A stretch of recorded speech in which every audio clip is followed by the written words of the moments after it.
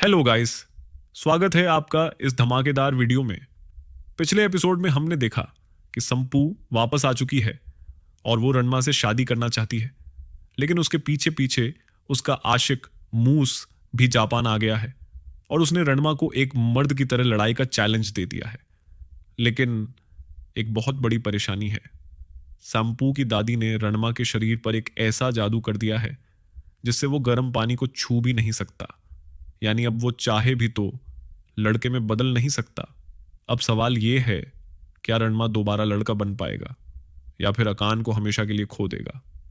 चलिए देखते हैं आगे क्या होता है।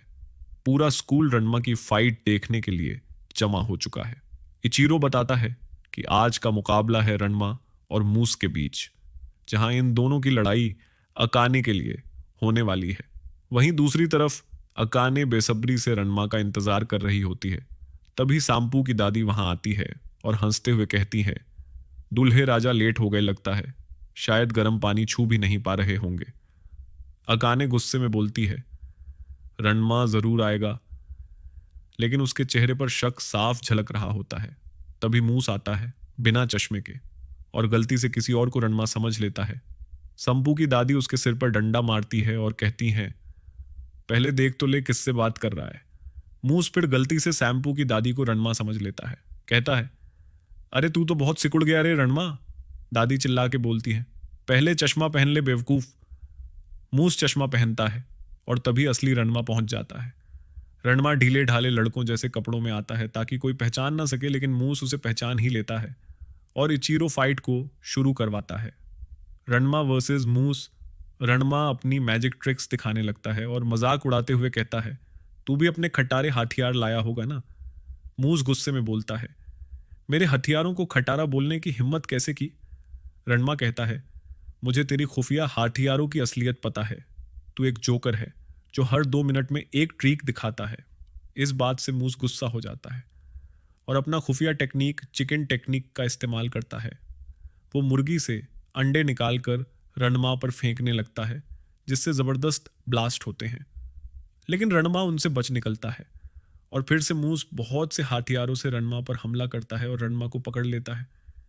लेकिन रणमा हवा में कूदता है और धामका करता है और गेटअप निकाल देता है, जिससे वो एक लड़की में बदल जाता है। इस ट्रिक को देखकर सब लोग बहुत खुश हो जाते हैं। रणमा मुस्कुराकर कहता है, तुझे हराने के लिए एक लड़की ही काफी है। संपू की दादी हंसते हुए कहती है, दिमाग तो लगाया है लड़के ने, लेकिन अब सवाल है, क्या वो लड़की के रूप में मूस को हरा पाएगा। मूस भी अपने कपड़े उतारकर शर्टलेस पोज लेता है और कहता है, चलो अब बराबरी की लड़ाई। इचिरो बोलता है, वाह, रहस्यमयी मूस के शरीर ने लड़कियों के दिल जीत लिए।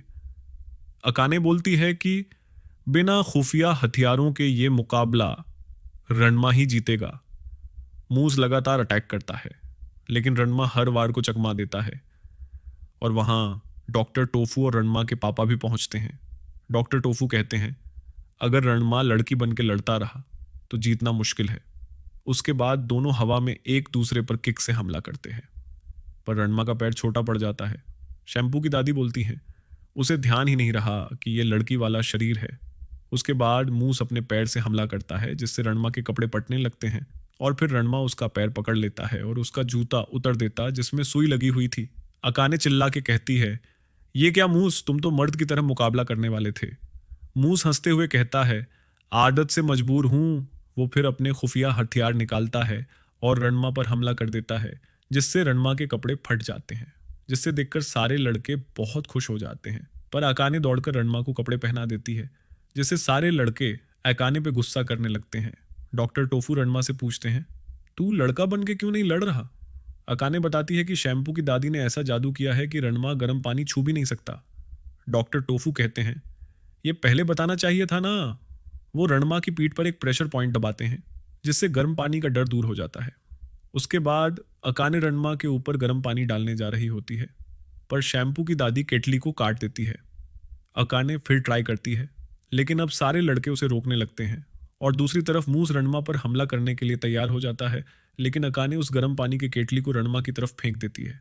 लेकिन मूस उसे भी 2 टुकड़ों में काट देता है और इसी का फायदा उठा के रणमा मूस पर हमला कर देता है, जिससे मूस का चश्मा नीचे गिर जाता है, जिसके कारण मूस अच्छे से देख नहीं पाएगा। तभी रणमा उस पर हमला करने जा रहा होता है, लेकिन मूस धुआं धुआं कर देता है। फिर मूस कहता है, अब हुआ ना बर्बरी का मुकाबला, और रणमा धुएं में लात मारता है और देखता ये उसके पापा हैं। तभी अकाने आके रणमा के ऊपर गर्म पानी डाल देती है और हम देखते हैं कि मूस हवा उछल कर रणमा पर हमला करता है, लेकिन रणमा अब लड़के के रूप में आ चुका है तो उससे बच के उसे एक किक मारता है और दूसरे किक में मूस को बेहोश कर देता है और इस मुकाबले को रणमा जीत जाता है। शैम्पू की दादी कहती हैं, सबसे अच्छा दूल्हा तो यही है। रणमा चिल्लाकर बोलता है, जाओ बुढ़िया, हवा आने दो। पीछे से डॉक्टर टोफू कहते हैं, वो सिर्फ एक बार काम करता है, अपनी भावनाओं को काबू में रखो। और तभी बारिश शुरू हो जाती है और रणमा फिर से लड़की बन जाता है। मूस होश में आकर अकाने को पकड़कर शैम्पू शैम्पू बोलकर रो रहा होता है। शैम्पू की दादी रणमा कहती है, अगर शैम्पू से शादी कर लेगा तो लड़का बना दूं। रणमा चिल्ला के कहता है, मैं किसी भी तरह खुद लड़का बनकर दिखाऊंगा। रणमा गुस्सा में स्विमिंग कर रहा होता है और वहां लड़कियां अकने से पूछती हैं कि रणमा कब लड़का बनेगा, लेकिन ये तो अकने को भी नहीं पता। इसी बीच शैम्पू कैट फॉर्म में रणमा के पीछे आ जाती है। रणमा उसे देख के इतना डर जाता है, सीधे दीवार से टकरा जाता है। अकाने उन्हें स्टोर रूम में ले जाती है, जहां शैम्पू बताती है कि एक ऐसी दवाई है जिससे तुम हमेशा के गर्म पानी का डर दूर कर सकते हो। उस दवाई का नाम है फीनिक्स पिल। रणमा पूछता है, कहाँ मिलेगी वो? शैम्पू कहती है, मेरी दादी के पास। तभी अकाने रणमा को रोकती है और शैम्पू से पूछती है कि तुम ये हमें क्यों बता रही हो? शैम्पू कहती है, मैं जिससे प्यार करती हूँ वो लड़की नहीं लड़का रणमा है। उसके बाद रणमा तुरंत दुकान पहुंचता है पिल चुराने, पर हर बार दादी उसे बाहर फेंक देती है। आखिर में वो वहां नौकरी करने लगता है ताकि मौका मिलते ही पिल चुरा सके। वो सबको खाना खिलाता है, नई नई टेक्निक सीखता है, पर फिनिक्स पिल उसके हाथ नहीं लगता। उसके बाद अकाने वहां आती है और कहती है, जो करने आए थे वो तो नहीं हुआ, पर काफी कुछ नया सीख लिया। तभी शैम्पू की दादी रणमा को बुलाती है और बाहर ले जाके कहती है, ध्यान से देखना, और एक टेक्निक करके दिखाती है और कहती है, अगर तुम ये टेक्निक सीख जाते हो तो फिनिक्स पिल चुराना बच्चों का खेल होगा। रणमा पूरे जोश में तैयार हो जाता है, लेकिन जैसे ही वो आग के पास जाता बेहोश हो जाता है। अगले दिन सब फेस्टिवल के लिए तैयार होते हैं, लेकिन रणमा अब भी ट्रेनिंग में लगा होता है। तभी वहां रणमा के पापा आते हैं और रणमा को फेस्टिवल में जाने के लिए बोलते हैं।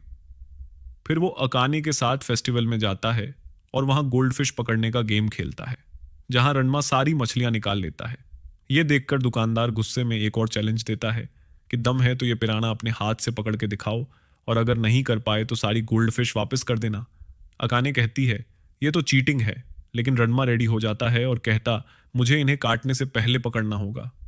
तभी उसे याद आता है कि ये तो वही नतीजा देगा जो आग में से चेस नट पकड़ने से मिलेगा। तो चलो ट्रेनिंग शुरू करते हैं।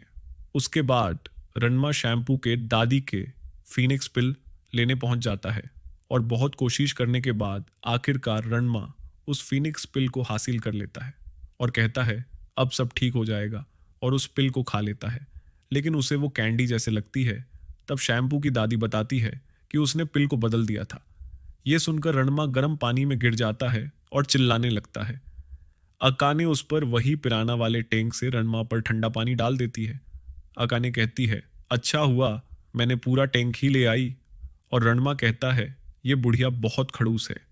और इसी के साथ ये एपिसोड खत्म हो जाता है। तो दोस्तों, ये था रणमा वर्सेस मूस वाला धमाकेदार एपिसोड। आपको क्या लगता है, क्या रणमा सच में कभी फिनिक्स पिल हासिल कर पाएगा? कमेंट में जरूर बताइए। वीडियो पसंद आई हो तो लाइक, शेयर और सब्सक्राइब करना मत भूलना, क्योंकि आगे की कहानी और भी मजेदार होने वाली है।